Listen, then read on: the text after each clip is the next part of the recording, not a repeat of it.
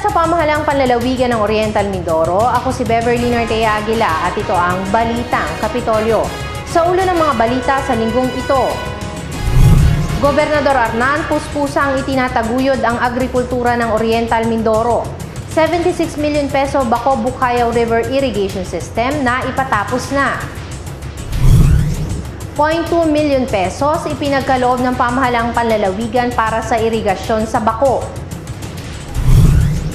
Agricultural modernization isinusulong ng pamahalaang panlalawigan.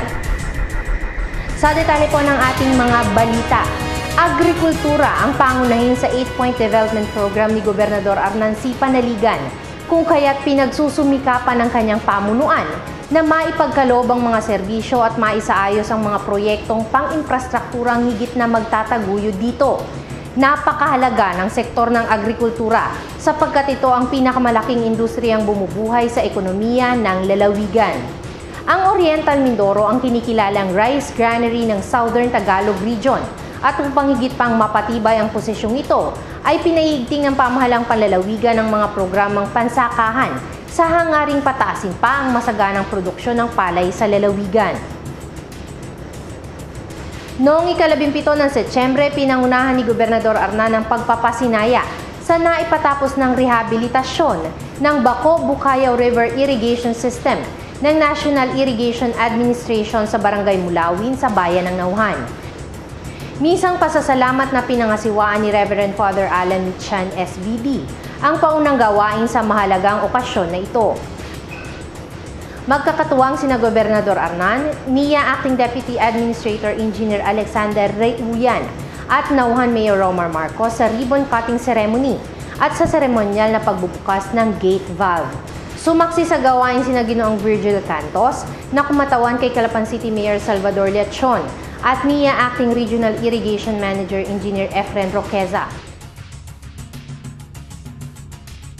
Sa programang ginanap, ipinaalam ni NIA Provincial Superintendent Engineer Luis Cafe na ang B-Breeze na naipagawa noon pang 1973 ang pangunahing nagpapatubig sa mga palayan ng Nauhan at syudad ng Calapan. Ngunit sa mga nagdaang kalamidad noong 2005, kabilang ang B-Breeze sa lubhang naapektuhan. Kagad naman aniyang hiniling ni Gobernador Arnan kay Pangulong Gloria Macapagal Arroyo ang agarang pagre-release ng pondo para maisaayos ang nasabing irigasyon. Nagkakahalaga ng 66 na milyong piso ang paunang ipinagkaloob ng Pangulo sa proyekto. Nag-release pa ng karagdagang 10 milyong piso upang maipakumpleto ang naturang rehabilitasyon, kung kaya't umabot sa 76 na milyong piso ang kabuang halaga ng pagawain. Ang higit mo rin nakatulong sa atin, ang ating kagalang-galang na gobernador. Alam ko ba niya siya nagapura para matapos agad itong dam na ito? Siya nagpalo up ng original fund na 66 million para mapunduhan agad ito. At ito ay nung masira noong August na additional 10 million. Siya rin ho ang nagpalo up at nag-abra na matulungan agad at matapos ito. At nagsabi sa atin kung pwede gawin mong April ang patakbo ng tubig. Kaya paspasan pati ang kontrakto, apurado na magawa agad yan. Sa pangalan po ng NIA, naabot kami ng aming pasalamat sa ating kagalang-galang na gobernador. Kung matatandaan, nang masira ang nabanggit na dam ay lumayo ang tubig ng may 200 metro sa dam site, kung kaya't walang pumasok na tubig sa irrigation canals. Dinugtungan ng OG Dam upang ang ilog ay bumalik sa dati niyang dinadaanan at muling dumaloy ang tubig sa mga irigasyon. Mahalaga ang patubig sa mga palayan kung kaya't ang pagpapatapos ng rehabilitasyon ng B-Breeze ang higit na magpapatibay sa posisyon ng Oriental Mindoro bilang rice granary ng Southern Tagalog Region. Pahayag ng gobernador, aniya ay mahigit sa 4,000 magsasaka ang makikinabang sa proyekto at aabot sa mahigit na 6,000 hektaryang palayan ang mapapatubigan ng B-Breeze na sakop ng bayan ng Nauhan at ng syudad ng Calapan. Dumating na rin ang araw na ito, ang completion ng rehabilitasyon ng Baco-Bukayaw River Irrigation System or B-Breeze. Ito pong B-Breeze ang talagang sabi nating source ng buhay ng ating mga magsasaka sa Calapan at sa Nauhan. Sapagkat dito nagmumula ang patubig, ang napakahalagang patubig para sa malawak na palayan ng Calapan at Nauhan. Ang mga farmers natin sa Oriental Mindoro, ang sabi nga, kahit na walang subsidy sa binhi, kahit na walang subsidy sa abono, basta may tubig na sigurado, ay magtatanim at magtatanim ng ating farmer. Di po ba? At siguradong kikita. Kaya mahalaga yung irrigation. Bago ang binhi, bago ang mga abono, ay dapat tiyakin na mayroong tubig na dadaloy tuwing magtatanim ang ating farmers. At ngayon nga, ay tapos na, kumpleto ng rehabilitasyon at pakikinabangan ito ng ating mga magsasaka sa Calapan at sa Nauhan. Ayon dun sa profile, ay 6,237 ang potential area na pwedeng ma-irrigate ng BIBRIS.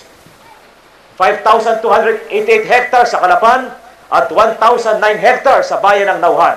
Kaya total ito ng 6,237 hectares.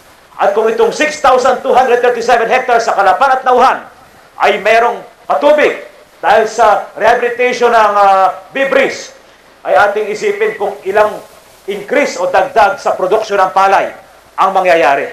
Di po ba? Kung dati ay 3 tons lamang per hectare, pag may patubig na, baka pumalo yan ang ilan? 6 tons per hectare. Doble. Kaya talagang sapat yan, hindi lamang sa ating konsumo sa Oriental Mindoro, kundi pati yung ating pwedeng ipagbili o i-export sa mga karatig na probinsya natin. Kaya itong rehabilitasyon ng BIBRIS ang magpapatibay sa ating posisyon sa Oriental Mindoro bilang rice granary sa Southern Tagalog Region. Idinagdag pa ng gobernador na bukod sa BIBRIS, nakikipag-ugnayan na rin siya sa pamahalaang nasyonal upang mapondohan ang pagpapagawa ng mag-asawang tubig river irrigation system na magpapatubig naman sa iba pang palayan sa bahagi ng Nauhan at Victoria. Ang kailangan na lalawigan ay patubig at kung may pagagawa ang lahat ng sistema ng irigasyon, higit pang lalakas ang produksyon ng palay hindi lamang para sa lokal na pangangailangan, kundi pati na rin sa ibang bayan. Sumusuporta tayo sa mga programa ng DA. Hindi